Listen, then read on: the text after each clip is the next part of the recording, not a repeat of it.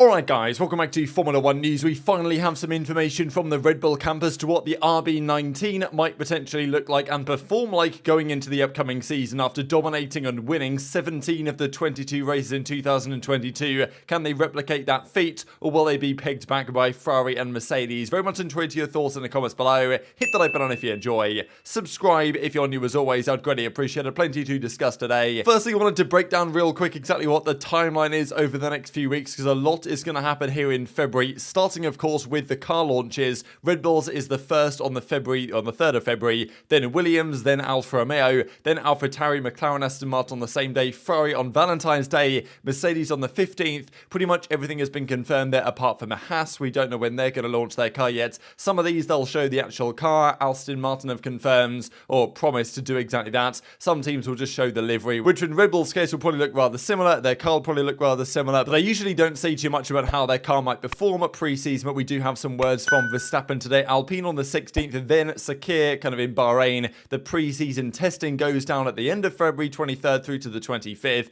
The middle of that weekend, Drive to Survive launches, and then just 2 weekends after that, right at the start of March, is the Bahrain Grand Prix to begin the season. So we've seen over the last few days comments from Mercedes about the fact that last year they made a small mistake that cost them at least 0.4 of a second at the start of the year. We've heard rumours coming out of the Ferrari camp that this year's car is going to be absolutely rapid, but Red Bull usually keep their cards relatively close to their chest. They always tend to do this really. Ferrari, the hype factor's always there. Mercedes always play down their performance a little bit. They always say, okay, yeah, we might be in trouble this season, and even when they've won the championship, and this year they're saying, well, you know what, we can't be sure we're going to be right at the front already, especially if Ferrari's car is actually a second faster than last year's car, which is what the simulator says. Now, even if this is true for Ferrari, how much has Mercedes improved? How much have Red Bull improved? We don't really know at the moment until we do have some comments from Max Verstappen on the topic. Of course, Red Bull in quite an interesting position because they had the best car last year. They actually took some steps at the end of last season to not slow their own car down, but it was quite clear by the time they'd won the championship, all of their developmental resources were going into 2023 rather than kind of towards last year's car. They had the best car in terms of race pace, in terms of tyre degradation,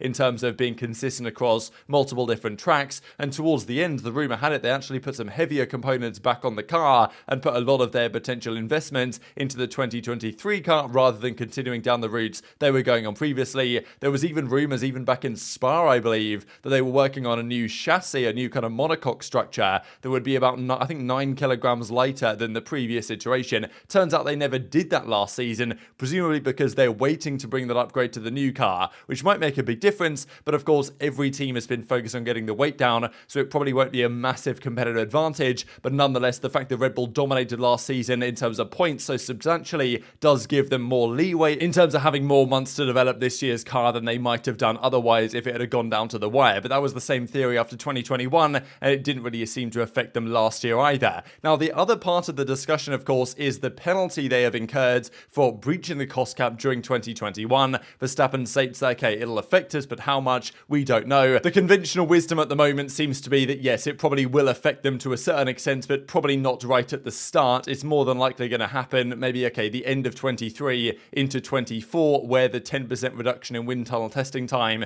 and CFD testing time, I believe as well, will affect Red Bull potentially. But at the start of the season, it's probably not going to make too much difference, and they should be on paper the most competitive car again, based on what we have just discussed. So as Verstappen says, I'm confident that as a team, the people we have, we can use that as extra motivation to try and do even better. Of course, they always give their best, and then comments on the car, but we have a very competitive car, and we have a lot of great ideas, I think, already for next year as well with the car. Hopefully it's going to be enough. So of course, he won 15 races last year out of 22. Perez won 2, that was 17. 4 were won by Ferrari, 3 by Leclerc, 1 by Sainz at Silverstone, and then of course George Russell in the Mercedes in Brazil. But it's interesting that he says a lot of great ideas, I think, already, because of course the drivers, they discuss very closely with the team and with the developments that are happening. We know that Hamilton has been very close to the Mercedes team and, you know, moving certain updates and ideas in different directions that they feel like might be best for the car. But apparently the Red Bull team have been telling Verstappen they've got many interesting ideas. This can happen at the start of new regulations, obviously. New regs came in 2022. This year there's going to be more ideas the teams have yet to exploit, and apparently, well, Red Bull have quite a few of them that they believe are great ideas. Now, I'm sure a lot of fans of the sport would say, well, I hope that some of these great ideas don't work out as well as they think they will, Red Bull, just because, you know, if they have great ideas and they all work very well, it's going to be a very difficult beast to stop. Verstappen plus the Red Bull combination, with the Red Bull being the best car on the grid in race pace, is, well, we saw what happened last year. It is absolutely unstoppable, especially with Ferrari making the errors that they do. But it did remind me a little bit of what Aston Martin said just the other day, where they said, okay, their car's completely different. They've got so many new innovative ideas they're bringing to the Aston Martin 2023 or the AMR 23. Now, do you expect Aston Martin, all of their ideas to be good? Probably not. Red Bull, would you expect all of their great ideas to actually be great? Maybe you would, or you'd think that's more likely than not. What do you guys think the outcome of this might potentially be? I mean, Ferrari have said that their new car's rapid. Mercedes have played it down a bit, but certainly stated that last year's decisions took a massive toll on their car last year, and they've corrected some of those decisions for this year, and therefore should be much more competitive. But yeah, with some words now from Red Bull saying that they believe they've got some great ideas to implement in this year's car that they didn't even use last year, which is obviously a bit concerning for the rest of the grid. Not really expecting any other teams to get up there into the mix this season. Okay, Alpine could be competitive. McLaren, it's looking a bit slow for them, to be honest. But Lando Norris did say they've got to try and do what Ferrari did to catch up in this new ground effect era and be competitive with Ferrari as they were in 2021, at least kind of in the middle of that season. The question that Red Bull do have, that even if their car is great, how's the teammate dynamic going to work? Because even Gasly, we know that Gasly and Ocon don't necessarily get on as the, well, like a house on fire, let's say. They've had their dramas in the past, their families have had their dramas in the past as well. But Gasly actually says there are worse F1 teammate relationships than myself and Ocon. Now, maybe he's looking at a relationship between like Hülkenberg and Magnussen. They've had some drama there as well. But he might also be pointing at the Red Bull situation, right? And the fact that Perez and Verstappen at the end of last season, after the circumstances in Brazil, might be a bit of a problem. So if they've got the fastest car, the fastest driver in Verstappen, it still might not be enough, depending on if the teammate chemistry there is actually where it needs to be, if the other teams are way more competitive. Because last year pretty much didn't matter what Perez did, Verstappen was going to win regardless. This year could be a different story, but probably, based on the words of Verstappen, we'd still expect the Red Bull to be the fastest car at the start of the year. Or maybe Ferrari will be up there as well, maybe Mercedes will be, but then development comes as the key question, where Red Bull and Mercedes have been certainly better than Ferrari at that over the preceding few years. One thing I wanted to mention it as we go into testing is these were the testing numbers from last season. The right-hand side is the kind of results on testing day 3. Now, in fairness, some of these teams ran different tyre compounds, so comparing that to Bahrain quali, which was shortly afterwards, is not always completely valid. But nonetheless, it's interesting to look at, because the fact of the matter is, it's more likely that an average estimate of where the cars were last season will give you a better idea than where they'll be this season, rather than looking at the testing data. But yeah, funny to think about really that Bahrain quali last year, Ferrari was obviously fastest, Red Bull just behind, Mercedes at the time only half a second behind actually, because Bahrain as a circuit, medium downforce,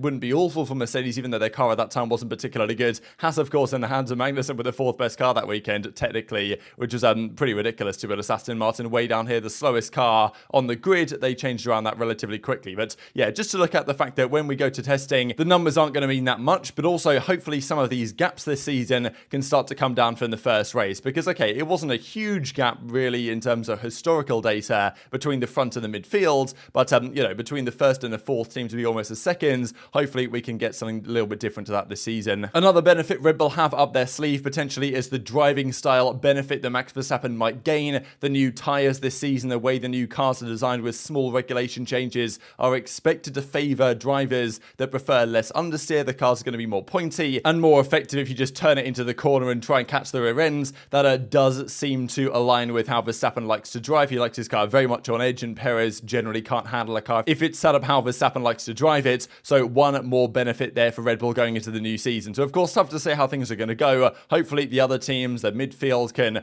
close up as well, and we get a more tightly contested grid this season, not just at the front but also in the midfield. And hopefully Williams can make progress as well. And even just a couple of comments from Haas here from Good to Stein I thought was kind of funny about rival teams accusing Haas of copying Ferrari. We'll see, because Aston Martin, they of course copied a bit of what Red Bull were doing with their side pod design. Williams made similar additions to their car last season as well. Haas kind of copied Ferrari, but and this season we might get quite a lot of cars that come out of the garage looking rather like various coloured Red Bulls or various coloured Ferraris, as the Haas was even called the White Ferrari briefly last season. And even there has been some changes at the FIA lately, but Goodestein has still been calling them out, and I can understand why. You guys remember last season there was a lot of drama about the black and orange flags. Magnussen would get damaged lap 1 like all the time. Well, largely it was his fault, I suppose, but there were many instances where his car was called in by the FIA to stop for, to replace the front wing, to say no, you're not allowed to do that, because there were parts of the front wing that that were loose, and therefore the stewards thought, oh, that's dangerous. If that comes off, then it could give someone a puncture, which is kind of fair. But, Steiner was like, look, this is inconsistent, because I think it was at Austin, right, where Perez had a similar thing where he had his front wing was damaged from the first lap incident, and then it flew off onto the side of the road, and the FIA, the stewards, hadn't said, hey, Perez, you've got to pit to solve that, whereas they seem to do that for Magnussen every single time. So, still a complaint that Haas had all the way to the end of the season, and you can kind of understand why they actually made the complaint, of course, against Alonso, that was then overturned, and then it was re-overturned, all this drama that happened at the of course, the US Grand Prix in Texas last season. But just one more little piece of drama to throw into the mix. So hit the like button if you enjoyed, subscribe if you're new, take care, and I'll see you next time.